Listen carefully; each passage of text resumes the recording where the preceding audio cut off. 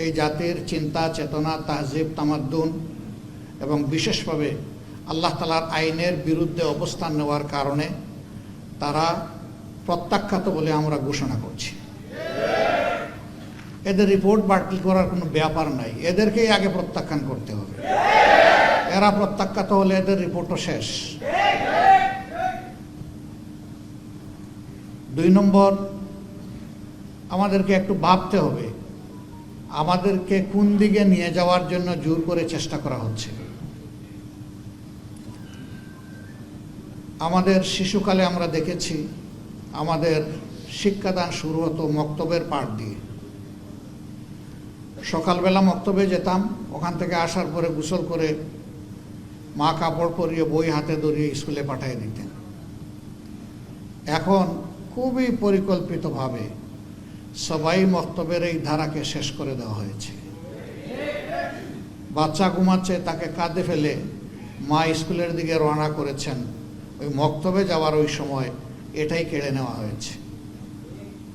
ইকরা বিস্মি রাব্বিকাল্লাযী খালাক দিয়ে যে শিক্ষা মুসলমানের বাচ্চা শুরু হওয়ার কথা, সেটা অন্য কিছু দিয়ে স্কুলে গিয়ে শুরু হচ্ছে। এই জায়গাটা শেষ করে দেওয়া হয়েছে।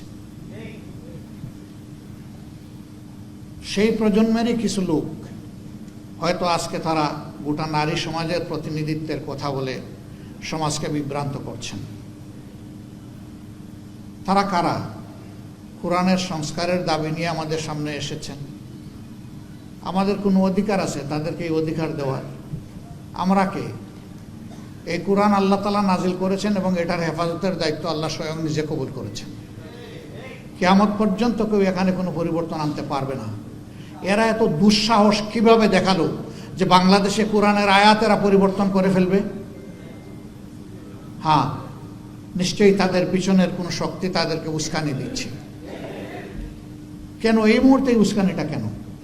এই সরকারের তো এটা এজেন্ডা হওয়ার কথা না।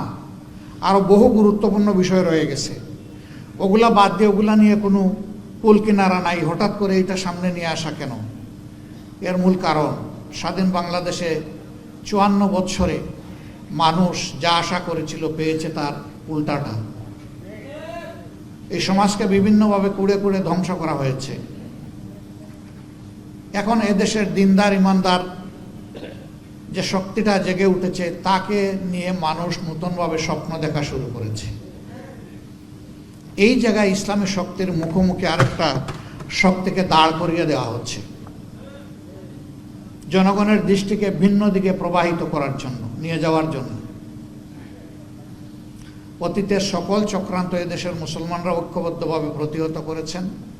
ইনশাআল্লাহ এই চক্রান্ত টিকবে না, এটাও ভেসে যাবে ইনশাআল্লাহ। এরা শুধু আল্লাহ তাআলার কোরআন বিরোধী প্রস্তাবনা নিয়ে আসে নাই, এরা নিজেরা স্ববিরোধীও বটে। একদিকে তাদের ভাষায় তারা নারী পুরুষের সমান অধিকার চায়, আবার তারা বলতেছে সব জায়গায় এত% কোটা নির্ধারণ করতে হবে। তো এটা তো স্ববিরোধী হয়ে গেল না? অধিকার যদি সমান হয় কোটার প্রশ্ন আসবে কেন? যার যার যোগ্যতা প্রমাণ করে নিজ জায়গায় চলে যাও, তাইলে তো কোটার দরকার নাই। কোটা দেওয়া হয় পিছিয়ে পড়া অংশকে তাদেরকে সুযোগ দেওয়ার জন্যে। নারীরা এই দেশে পিছিয়ে পড়ে নাই। নারীরা আমাদের মা, আমাদের বোন, আমাদের কন্যা, আমাদের ইজ্জত এবং সম্মানের প্রতীক। এরা তার সব কিছু তছনছ করে দিতে চায়। পরিবারে পরিবারে এরা দাঙ্গা লাগাতে চায়। এখানে প্রস্তাবনায় ম্যারিটাল রেপ বলে একটা কথা এসেছে। রেপ তো রেপই, রেপ তো দুইটা অসৎ পুরুষ আর নারী যখন একত্রিত হয় বিবাহ বহির্ভূত পন্থায়, সেটার নাম রেপ হবে। বিবাহিত জীবনে রেপের প্রশ্ন আসলো কেন? এর মাধ্যমে স্বামী স্ত্রীতে ঝগড়া লাগিয়ে আমাদের আদালতগুলোতে এই মামলা দিয়ে পরিপূর্ণ করে দেওয়া এদের উদ্দেশ্য। এরা সমাজের বিপর্যয়ের জন্য এই প্রস্তাবনাগুলো এনেছে। এই জন্য আবারও বলি, A to Z আমরা এই কমিশনই মানি না।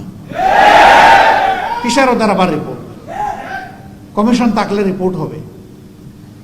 যদি এই সংক্রান্ত নারীদের অধিকারের কোনো জায়গা যদি ক্ষুণ্ণ হয়ে থাকে, সেটাকে যদি আবার সামনে আনতে হয়, তাহলে অবশ্যই এদেশের বেশিরভাগ মানুষের ঈমান, আকীদা, তাহজিব, তামাদ্দুনের উপরে যারা বিশ্বাস রাখেন তাদেরকে বাদ দিয়ে নয়, তাদেরকে প্রাধান্য দিয়েই কমিশন গঠন করতে হবে। এই কমিশনে দুঃখজনকভাবে সেই রকম একজন নারীকেও রাখা হয়নি। এখানেই তো এটা পক্ষপাত দুষ্ট। আমরা এটা মানব না, আমাদের সাফ কথা, এটা মানব না আমরা।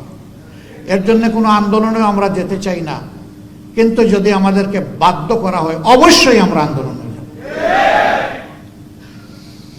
সম্মানিত ভাইয়েরা, যেহেতু নামাজের সময় হয়ে গেছে, আরও গুরুত্বপূর্ণ ব্যক্তিরা রয়েছেন, তারা কথা বলবেন। এই জন্য আমি আমার দলের পক্ষ থেকে আজকের এই আয়োজনের প্রতি পূর্ণ সংহতি প্রকাশ করার জন্য এখানে এসেছি।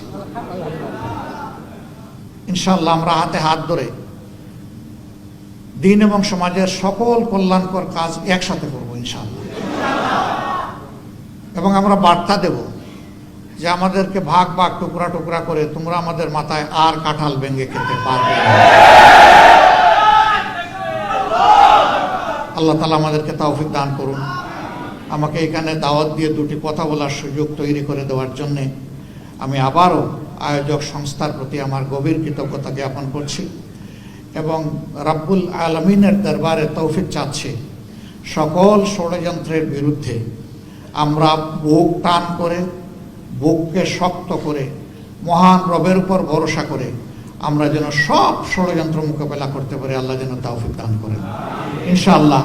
আগামীর বাংলাদেশ হবে ইনসাফের বাংলাদেশ, যার উত্থান ঠেকানোর জন্য আজকে এই সুরসুরে দেওয়া হচ্ছে সেই কোরআনের বাংলাদেশ। সবাইকে ধন্যবাদ। আসসালামু আলাইকুম ওয়া রাহমাতুল্লাহ।